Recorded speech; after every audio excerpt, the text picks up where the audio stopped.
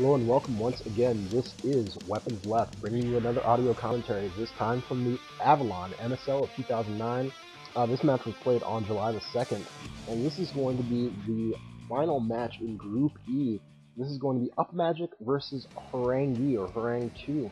And this matchup is going to be pretty solid, I have a feeling. We've got Upmagic, a qualified and very solid Terran player who plays for Estro versus Horang2, an up-and-coming and relatively solid Protoss player. Neither one of these players is S-class by any stretch of the imagination. These are two mid-tier to upper mid-tier players.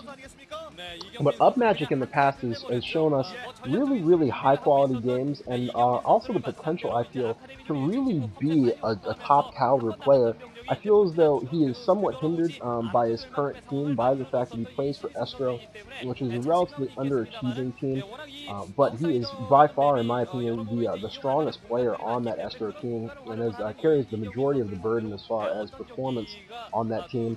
And then you have on the other side Horang2 playing Protoss, plays for Height Sparkies, a relatively solid team on the other hand, but obviously overshadowed in most respects by the dominance of Lita as their Terran specialist, but a solid person obviously to practice against for this type of a matchup. So Upmagic was the person that actually comes into this bracket having already posted a win. So he knew Horang2 did that if he was going to win his prior match, that he would be facing Upmagic. So probably a little bit more prepared to take him on. So we'll just have to see what these two do on how they perform. It looks like they're going to be playing on Outsider, which I think would favor Upmagic just because of the way that the map sets up. The potential for two gas expansions and things of that nature just really do benefit the Terran in the late game if they're able to draw the game out at all. And in addition to that, you do have the opportunity to do a lot of harassment over mineral lines and things of that nature with siege tanks.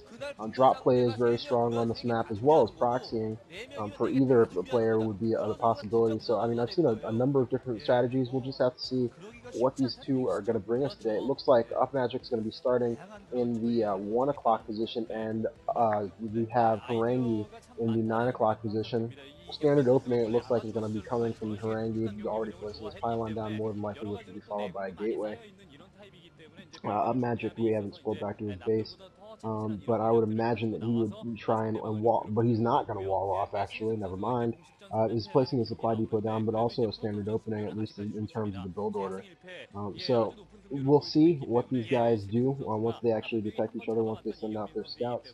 But I am hoping to see, honestly, I'd like to see Upmagic take this matchup. I think that he has a little bit more to bring to this tournament in the later on stages if he does advance. So we'll just have to see whether or not he can actually pull through in this circumstance and take out Horang2. But Gateway was going down right before they scrolled out to this celebrity couple. Looks like that is watching this game in the crowd. But and then there goes the racks as well as the refinery for Upmagic. So the deviation here so far is none. If they were playing the same races, it would essentially be the exact same opening from both players. Cybernetic score actually going down for Rangi at this point, and two probes headed out. So it looks like he is now going to go ahead and start accumulating some scouting information on the map to try and find out where his opponent is. In the meantime, that refinery will be finishing relatively soon, and we'll get a chance to get more of an idea of what direction our player Upmagic decides that he wants to go in. Looks like that Rax is complete, so we'll see if he is now going to go ahead and throw down a factory. It looks like he is. And we'll see. It looks like Orangi has already scouted in the wrong direction, but his other probe is scouting correctly, so he's going to find Upmagic right about now, just as Upmagic sends out his SCV to begin his scouting pattern. So, guessing basically based upon the direction that that probe came in, we can assume that Upmagic has some idea where his opponent is. And on the other hand, it looks like he does not, and he's sending the SCV in the wrong direction. So, not going to be able to devise quite as quickly where his opponent is or what he's doing. which is obviously to Horang2's advantage in the event that he is going to try and sneak any quick tech. He would have a much easier time doing that based upon the fact that Upmagic is really playing in the dark still. And it looks like he is about to finish that factory. The side score has gone up. Now we don't know what direction Horang2 is going to deviate here. And it looks like that secondary probe, which went to the other location, is actually going to expand. He's going to throw down a Nexus. And the odds of Upmagic finding that are very small. So a Ninja Nexus here by Horang2, a very nice play. I like that. And in addition to that, he has thrown a Dragoon on his ramp, so the SCV from Upmagic is not going to have the opportunity to scout. So we've really got some high quality play coming from Horang2 at this point. He's got the expansion going up that Upmagic is not going to be able to find. And Upmagic is still playing in the dark as far as knowing what Horang2 is doing due to that nice Dragoon block. So actually some very solid play. Oh, but apparently that SCV did manage to make it into his base. But there are Dragoons on the field, obviously, so they're going to clean up the SCV relatively quickly. And then I would assume that Horang2 is going to then make his tech choice. At this point, Upmagic is doing a little bit of excessive scouting with that SCV, and it has to be curious. At the fact that there's only a cybernetics core and no additional gateway, there's definitely a lack in pylons and buildings at this point. And if were I Upmagic, I would also be curious. So don't be surprised if you see a fair amount of additional scouting coming from Upmagic in the near future, or if he goes for an academy to get some scans up relatively quickly to try and devise what it is that's going on. Because there should be a fair amount of suspicion building in his mind at this point. Machine Shop spinning, obviously researching something. More than likely, since he has produced some vultures, he's either going for some vulture mines or some fleet. And there's the vulture mines that have already been researched, so I'm assuming that ultra speed is being researched at current Psycore spinning for Horang2, so I'd assume that he is researching range, and additional gateway counting down as well. So now, again, I would have to imagine that a robotics facility as well as an observatory is down for Horang2. So relatively standard play from Horang2, aside from this Nexus, which is just has not been spotted yet. And there's a Marine going out on the field. Like I said, Upmagic has to be somewhat suspicious of something going on here when he managed to get that SCV up the ramp. So it looks like that Marine still hasn't found anything particularly suspicious and has stopped his scouting pattern. So it's possible that he still might not find this Nexus. In the meantime, an engineering bay going down in Upmagic's base in preparation for some upgrades for those bionic units and perhaps for some missile turrets.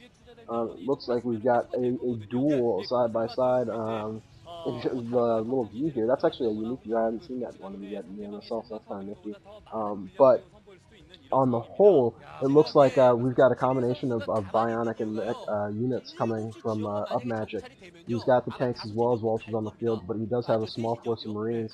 It looks like he is throwing some turrets up to prevent observers from rolling through his base, as well as to try and fend off a little bit of harassment if Horang2 decides to put down some shuttle and Reaver harassment. Well, it doesn't look like he's teched in that direction at all, actually, at this point. But Upmagic has no idea, honestly, since he has not been able to scout pretty very much or very handily what Horang2's been able to do right at this point in time. So it looks like we have an additional upgrade, and Horang2 is actually pushing out a little bit on the map here with his Dragoons and Observer, trying to eliminate some of those vultures' mines. And it looks like at the same time Upmagic is going to start to establish his presence out on the map. So we might see a little small skirmish here in not too long a period of time. It looks like vultures and tanks for Upmagic and dragoons for Horang2. Horang2 cleaning up these vultures relatively easily with his dragoons, but at the same time losing a dragoon very early to those spider mines.